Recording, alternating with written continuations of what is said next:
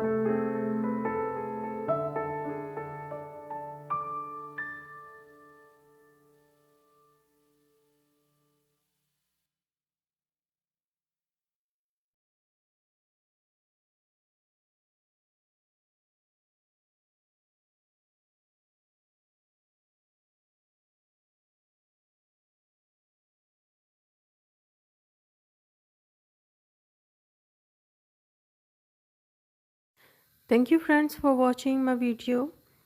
If you like this tutorial, please subscribe my channel and like this video. Thanks for watching.